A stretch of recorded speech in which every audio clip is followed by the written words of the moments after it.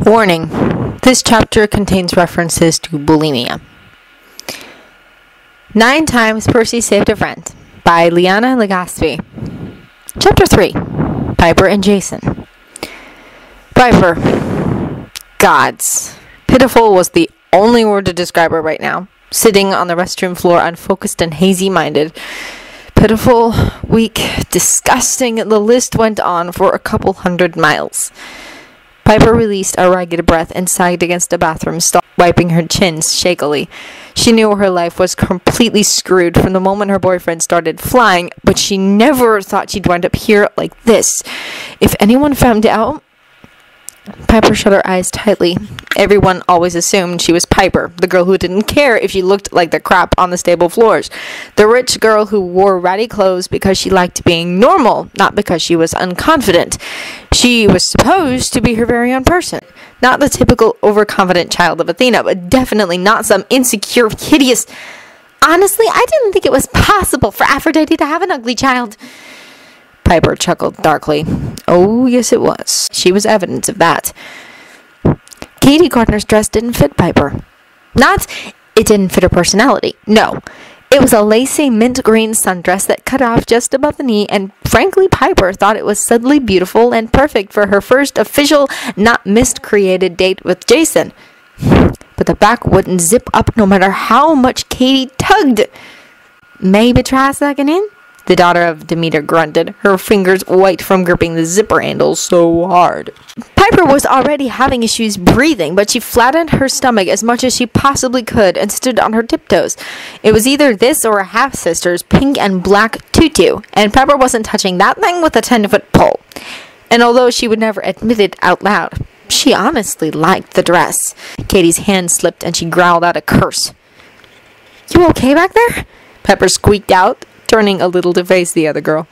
"It's really stuck, Piper," she explained, frowning a little, biting her lip. "Maybe it's just a bad zipper. Can you get out of it, slack Jack?" Piper obediently shimmied out of the garment and tossed it to her, clad in nothing but her underwear. Katie caught it and studied the fastener like it was an infected plant before zipping it up effortlessly.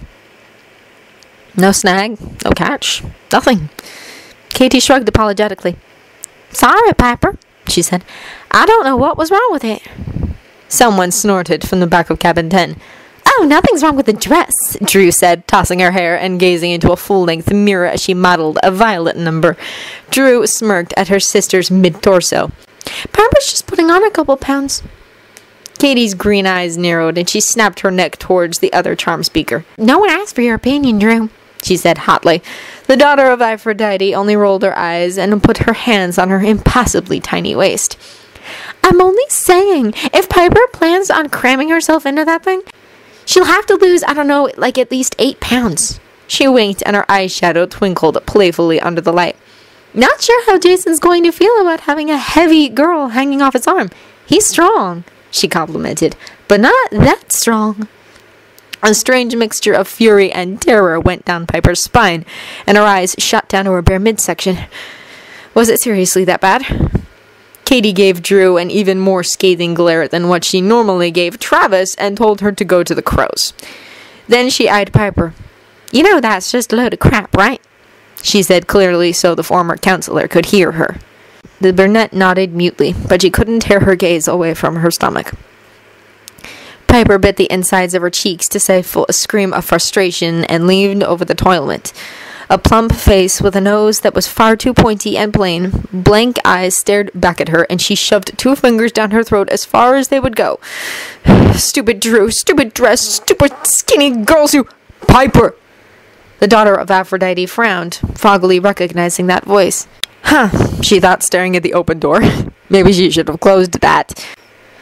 Piper shrugged and leaned over the public porcelain throne, ready to jam her fingers back down, but this time hands grabbed her and tugged her away to the opposite wall.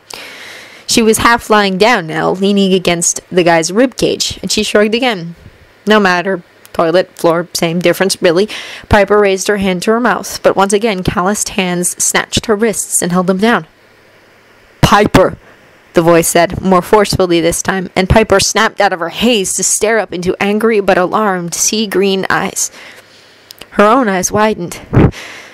Percy, she started, shifting in his lap. Her previously foggy mind was now racing with thoughts, excuses. Gods, how could she be so stupid to let herself get caught?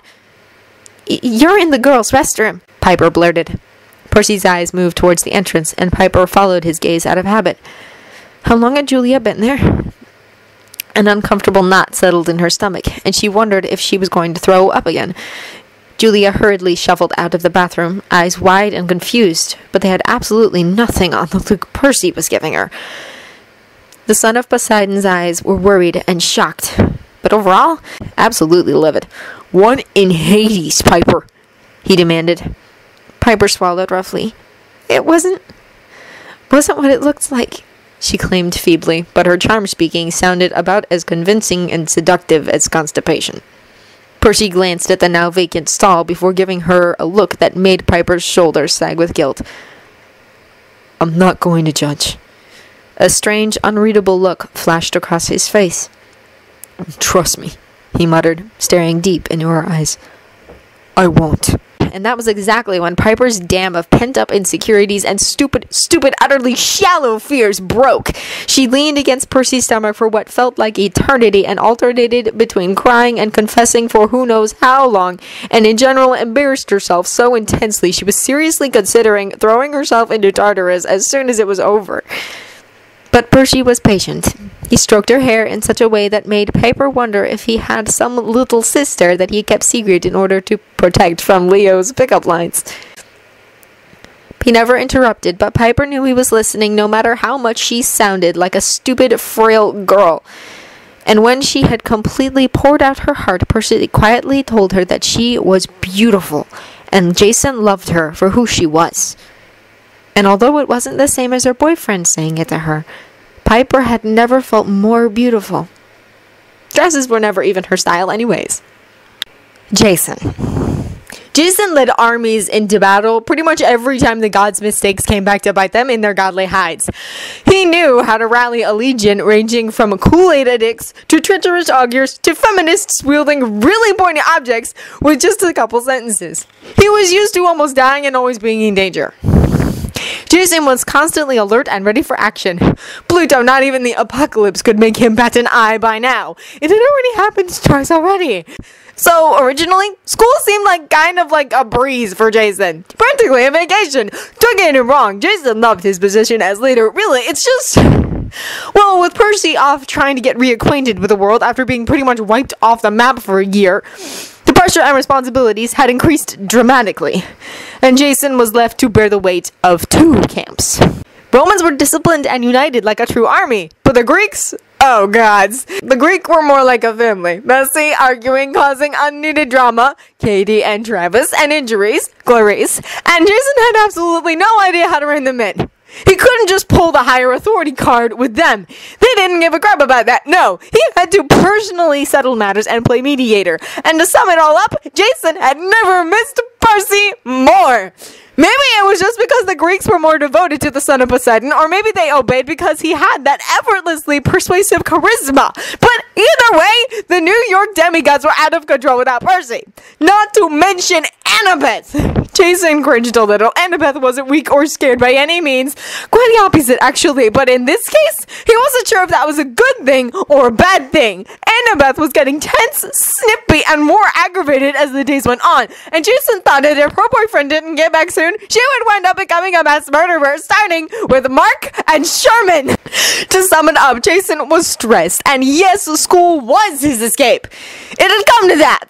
Kyron was the one who suggested that he attend Goody High School, something about a teacher named Paul who'd been able to cover for him if Jason ever needed to make a quick getaway or got in trouble due to monsters. School was what the average teenager could handle, and frankly, if Jason could handle, or at least sort of handle, keeping a couple hundred demigods in place, then Goody would be absolutely nothing. It took 2 weeks of a real high school to make Jason admit to eating his words. He was beginning to find that Goody was almost exactly like a war, just a whole different field of danger. There were girls lurking around the corners, skimpily clothed enough to make his face heat up and feel uncomfortable. Anime-possessed Asians and geeks giggled to themselves and made a bunch of weird inside jokes that Jason didn't get. Cheerleaders eyed him like he was a pair of pumps rather than an actual human being, and in a nutshell, he was lost. Because of his ADHD and dyslexia, people singled him out like he had some sort of weird disease. Because he was called for silence when everyone was off doing their own little thing during class, like texting or doodling or not listening to the teacher like they were supposed to, Jason got labeled as a goody two-shoes, which was apparently not a good thing. Because he had a habit of using expressions like, "What in Pluto?" instead of "What the heck?" People gossiped about him whether he was or wasn't in the room. In short, Jason was even more miserable than before. And he hadn't even scratched the topic of jocks. He still wasn't sure what he had done to offend them. Honestly, he wasn't sure if that was even required. But they hated Jason. One would think that because he was so athletic, they'd take to him. But Jason's little quirks, aka what was normal in the demigod world, really tended to annoy normal people, and the result was getting his backpack stolen. Neil, a kid with sandy hair and a nice guy kind of smile, smirked down at where Jason lay sprawled out on the pavement of the school's parking lot, holding the Son of Jupiter's backpack while his buddies laughed like idiots. Inside, Jason could hear the bell ringing, and he pushed himself up to his feet, brushing off his purple SPQR polo. "Give it back," Jason ordered, meeting Neil's eyes dead on. While it would have worked perfectly on, say, Octavian, or anyone else for that matter, Neil only snorted, trading looks with his cronies. "Give it back," he mimicked, face breaking into a grin. Jason clenched his teeth. "We're going to be late," he ground out slowly, his temper reaching boiling point. Gods, he was already being looked down on at camp. He did not need to be patronized at school. "I am sick and tired of dealing with you and your stupid little game, so give it back, or I swear on the sticks." "Oh my God," Neil groaned, sagging his shoulders in exasperation. He stared at Jason. "You seriously don't get it, huh? You don't realize just how much of a freak you are. Gods, sticks, Pluto." He guffawed. "What the heck, man?" Jason pulled his hands into fists and resisted the urge to strike the jock with lightning when Neil kicked him onto his back and planted a foot on his chest. "Just a mortal," he chanted. "Just a mortal. A jerk, but a mortal." "No one wants you here," Neil continued. "Heck, no one even likes you, so..." Jason's arms were shaking, but he was certain sparks were going to start flying off his arms any second when a voice, oh, sweet Juno, he missed that voice, cut in coldly, saying, "Neil, get off him right now before I pull you off myself." Jason didn't need to crane his neck to know that standing a bit behind him was a tall senior with messy black hair, brooding face, and sea green eyes. He also didn't need to look to guess that said green eyes would be darkening in anger right about now. Jason suddenly felt an overwhelming sense of relief. Normally, he would have been appalled to be seen pinned to the ground by a mortal, especially if it was the son of Poseidon who witnessed it, but frankly, he was just really happy to see him again.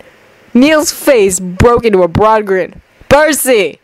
Then he blinked, smile wavering. "You know this kid?" Jason could practically imagine Percy's eye twitching. "Yeah," the son of Poseidon said, obviously. Without even a second of hesitation, he added, "He's my cousin."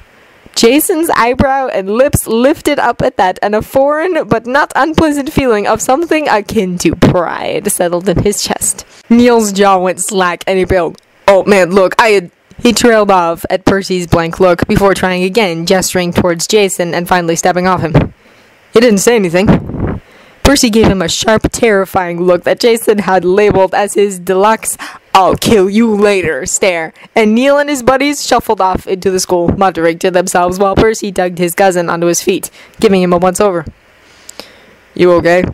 Jason managed a weak, slightly sheepish grin. "I fought titans and giants. It's going to take a bit more than a senior to kill me." Percy gazed off towards the school. "True," he agreed. Jason took a moment to study his cousin's face. Dark circles still lingered underneath his bleak, glazed eyes that were once vibrant and piercing, but his skin had recovered his healthy tan, and it looked like he was filling out his clothes again. A calm, controlled look settled on his face, one that Jason had grown accustomed to seeing curling counselor meetings. The one that got everyone, god, half-blood, mortal, to listen to him. Seeing it felt like swimming for miles and finding a lifesaver, and before he could stop himself, Jason blurted, "I'm really glad you're back." Percy's eyes twinkled amusedly, and a small smile made its way across his face.